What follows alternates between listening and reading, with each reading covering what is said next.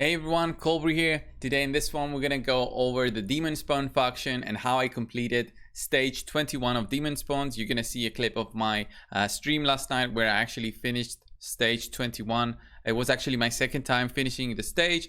The stage is not that hard because of the legendaries that I do have. So specifically for Demonspawn guys, I mean Duchess is just a godsend there. She's just fantastic, but and a very important champion in there that played a huge role was actually Umbral Enchantress, and she played like the MVP role in controlling the waves in stage 21. You're gonna see in the video how she controls the waves and how she plays a key role in beating the first and second wave, because those waves have very strong counter-attack champions. Wave 1 has 2 Martyrs and wave 2 has the 3 Valks, and it's very hard to beat. So having an Umbral Enchantress there to give some control with the block buffs in her A2 and also the provoke on her A3 plus the unkillable, it's just a fantastic way to beat that stage. So you already see that I do have also more to Macab. I also have Lord Shazar and the Cadraphone, which is pre-patch in the video, so he's not the changed Cadraphone as you can see right now, but overall these 4 champions plus Umbral led me to the win. You're gonna see that video in the end. So overall, some other champions that can be really helpful here is of course Tainix Hateflower. She has a way to actually heal your allies, so she is a daily login reward and she'll be definitely useful for you in Faction Wars, since her aura is also an all ally HP in Faction Crypt's aura. So she's a fantastic champion to use if you have some troubles for the Demonspawn faction. There's also Allure, who is also fantastic in the Fire Knight. She's just great with her Thermometer reduction on that A1. You don't need to book her, but she would be way better at level 60 in my opinion. So having an Allure there and Tainix would definitely help you out. Of course, if you don't have any legendaries, then you're gonna be in a bit of trouble. So you might need to also use Padma. You might need to use many of the epics instead, and possibly maybe Fellhound there with the stun set. It's gonna be key in actually beating the dungeon instead of going for the easy route, which I had by using the legendaries. I mean, I had the legendaries. It would be silly for me not to use them and just abuse their kits in order to make my run even easier. Although the run did take some time, getting it on stage 21 even on manual is definitely worth it at least once. Get those 3 stars and then you can just do your normal thing and farm stage 20. So I'll quickly go over my gear on Demonspawn just in case you want to see my gear. It's nothing crazy in terms of I didn't do specific strategies because of the power of my legendaries. Basically Duchess carried the whole thing with just an immortal set, so she could get some health throughout the turns, because some of them would be dying throughout the fight. Then she would be reviving and protecting them with the perfect veil, but also she needed a way to heal other than her healing over time. So she's got a good amount of speed, nothing crazy. So 231 there speed with a good amount of health, which means she would never be targeted just based on her health or defense. She would be targeted only when she applies her A2 on herself. So Cadraphone there with a good amount of damage there throughout the fight, but he basically does not have any way to control the waves. We've got Lord Shazar also there for just applying those bombs, but bombs don't really do that much damage, about 30,000 damage, both of the bombs together. Not that much damage on the ads, and I didn't have War Master on him, so I didn't have any potential damage increases through that. And then more to Macab. More to Macab is a really cool champion, but the gearing on him wasn't that crazy, so about 200 speed there. Some attacks, some HP, mostly because he's HP based, and just hoping for Peril to activate to make my run even easier. That was my strategy basically. What it wasn't very important is having Umbral Enchantress. As you can see, a doubles a stun set because of her double AoE attacks on her A2 and A3. So she's fantastic in controlling the waves, either with a stun or through a block buffs or a provoke. So either way, she's gonna be great in controlling. She was level 52 actually in the video, so about 200 speed was enough for me. Plus the speed aura from Duchess made her to be over 200, which was fantastic for this run. Her overall stats weren't that important because of course the revive I had from Duchess, but also because she has an unkillable application on herself at a 5 turns cooldown. It's great on turns 1 or turns 2, depends on when you want to apply it. It's a really strong provoke. Applies an unkillable on herself, and she basically blocks herself from any other action for 5 turns, which is, yeah, it's crazy for 5 turns, but once you go to wave 2, that goes away, so it still works. So, as I said, only 2 of them had War Masters, so more to Macabre and an Umbral. And even Umbral with the stun set, I could have gone Fearsome Presence instead, but I went for War Master just to get a bit of extra damage in there. So these 5 Demonspawn led me to the win. Enough with the talk, guys. Let's go in and watch the clip of finishing stage 21 faction wars. You guys all missed Sugar, my cat. So stage 21, that's how I've beaten it before. Of course, there's 4 legendaries here, but I think Umbral is basically what makes it so easy for wave 2. Wave 2 is so strong, and it's the 3 Valkyries. So if you guys been doing some faction wars already, you guys know that the 3 Valkyries are extremely strong, and if you go in and buff, yeah, you're gonna get killed. So you need to go in prepared to either block the buffs, stun them, or find some other way to control them, because they're gonna wreck you. So this wave should be easy. I've got a maxed out Cadraphon right now, but he's before the patch. So I even have a Savage set on him. Doesn't hit that hard.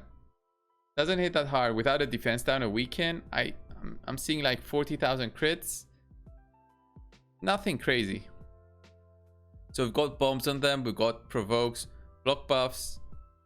Shouldn't be an issue. And if somebody dies, I got my Duchess is like an MVP here also in terms of reviving. And there's nobody that does a block revive, so I'm just safe.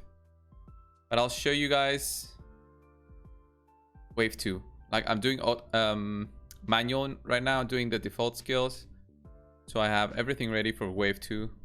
You're gonna see why wave 2 is so annoying. Got 2 stuns going. You just did faction was 21, 3-star, 2 allures, Umbral, Spellhound, and Paidman took 27 minutes. As long as you do it once, man. As long as you do it once, it doesn't matter. Do it once, even if it takes 27 minutes.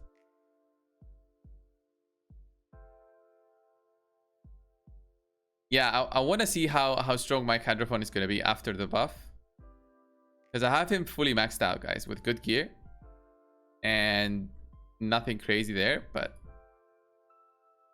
once the patch goes through, he's one of the guys that I really wanted to see. That's why I maxed him out before, just to see the difference, because I've never seen, honestly, a Cadraphon out in the arena to do anything crazy. I think I only saw it once, but he really needs that Veil buff. And if you've got Duchess, that's the only way you can give it to him, basically, right from the start, without him taking the turn. Because he can place it on himself, but he basically loses a turn. So now this is the wave that it's very hard to actually beat, right? Because if you go in there in here without any control, you're dead. Like if I pressed A2 here, I would be dead, because all the Valks will go, because they gain turn meter from applying buffs. And because of the amount of buffs that I will apply to my team, they're gonna get a ton of turn meter. They'll go way before me, so I won't have time to react with my block buff skills or my provokes, and I'll be dead. So I'll go with A1, which also provides a single buff. No, 2 buffs. Provides 2 buffs, and you're gonna see how much turn meter they gain. So with just 2 buffs, look at that. Look at that boost there. So here I can either go with the A2, or I can go with my A1.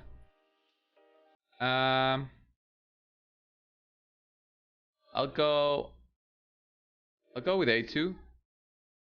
Okay, we've got the block buffs going. Now I want to apply a provoke just so the Valks don't do their thing.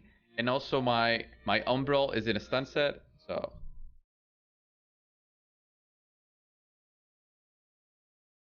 yeah. So Umbral is also in a stun set. So if I get lucky here, I'll get a few stuns as well. I got 2 stuns. None of them on the Valks, but I got provokes on the Valks, so it's still fine. Apply 2 bombs on each each of them, but the bombs don't hit all that hard, so 15k. Still good. My Umbral won't die because of the unkillable that she has on herself. I can just buff myself right now. And I'll give the Terminator now to the Volks, but I won't do it right away. Just wait for one turn. If I do this, I'll also give Terminator, so I'll have to go A2. I want to get lucky with my Mortu, so I get his special skill. That does a ton of damage here, but it's just a 20% chance to get it. So now, might be an issue if I don't get some control going. We'll see.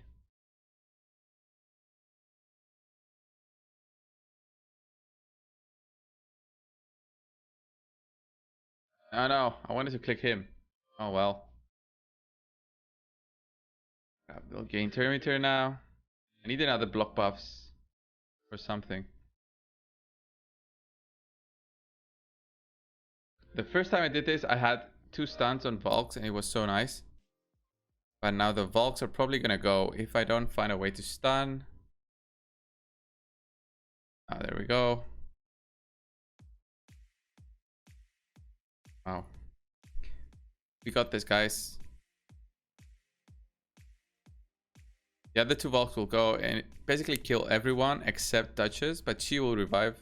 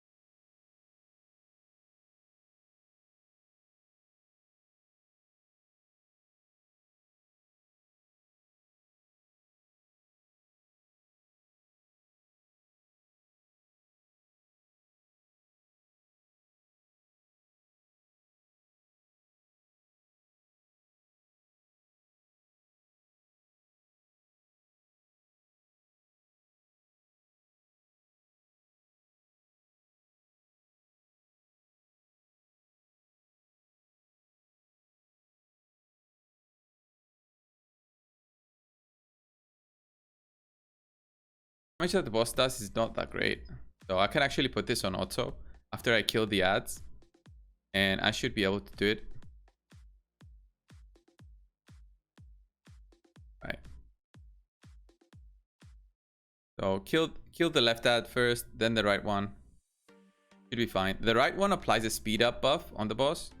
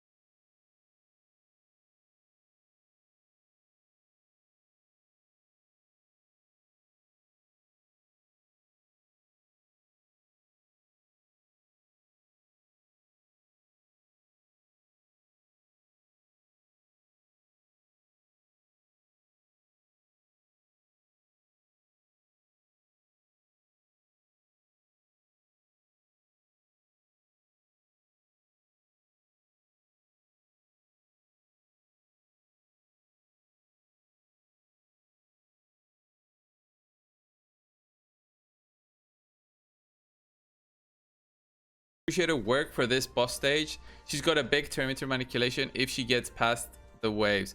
Yeah, Excruciator, I do have her at 60. She's great for perimeter manipulation if you don't have Veil on. But the problem is you have to control your Duchess. Like, I've got a Duchess.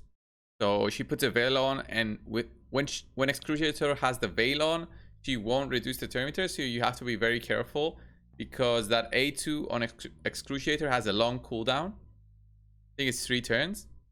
So if you're trying to do a clutch move, you have to be very careful. So I tried her. Her damage is very low, and my Umbral was a much better fit here. Maybe I could exchange Cadraphon for Excruciator just for that perimeter manipulation. But look at this. The boss doesn't really do anything to me.